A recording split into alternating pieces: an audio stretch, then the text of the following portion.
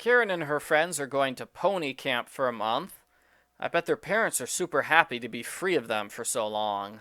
Argofunk Book Review, Argofunk Book Review.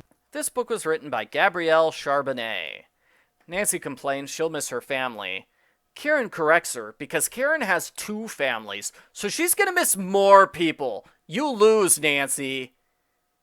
This isn't a contest, Karen. Maybe you should help your friend feel better, instead of trying to one-up her. Karen's dad bought her a pony 17 books ago, because of course he bought her a pony. Disaster strikes when the boarders say they can't house Blueberry anymore. Mom calls a family meeting over this, which feels weird to me.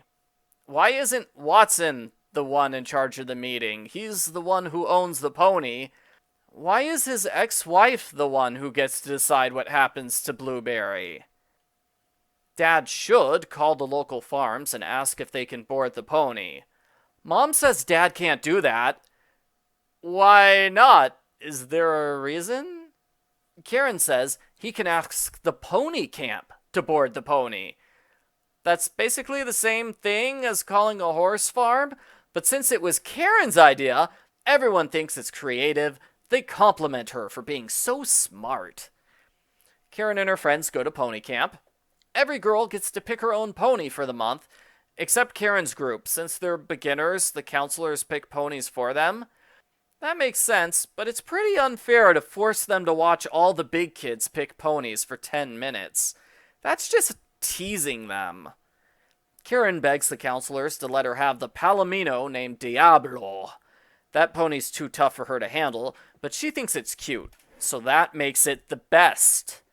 For the rest of the book, Karen has problems with Diablo. She doesn't really like the horse, and it sort of ruins writing for her, but dang it, he is so cute. Nancy gets the easiest horse in camp, an old pony named Mellow Yellow that rarely moves on its own. Half the time, the counselors have to pull the horse to make it go. The intermediates tease Nancy for having such a wimpy horse. Get a bike, you loser! Hannie is the opposite. She loves horse riding and rides during free time. Karen gets mad at Hannie because she wanted to go swimming. How dare Hannie do something different? The three friends have to do everything together. The camp goes for a trail ride. Nancy panics when her pony stops in the middle of a shallow river. She falls off into the water. Karen has a bad time too because her legs and butt hurt. Hannie is oblivious to their pain, and she starts getting excited about the prospect of taking the intermediate riding test. Again, Karen gets upset that one of her friends is doing something different than her. Is this the end of their friendship? There is a 2-page chapter where Nancy decides she's going home. Karen and Hannie give her grief for splitting up the group. Who cares that Nancy's suffering here? Her friends matter more. Hannie passes the intermediate test, and a kindly counselor helps Nancy get over her fear of horse riding. Instead of being happy for her friends, Karen mopes that she's terrible at pony camp. She's upset until her pony Blueberry arrives. She washes him, and it turns out her special talent is making ponies extra beautiful. Hooray!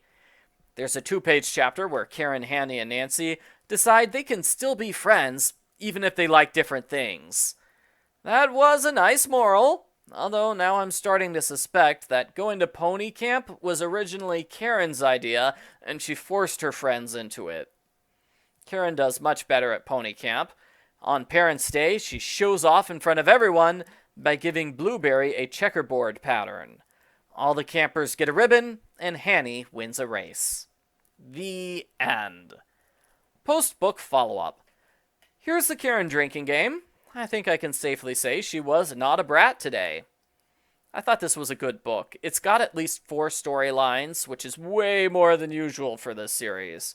Some of them could be improved, but overall they are fine. A smaller storyline I skipped is about a horse named Ruby who gives birth.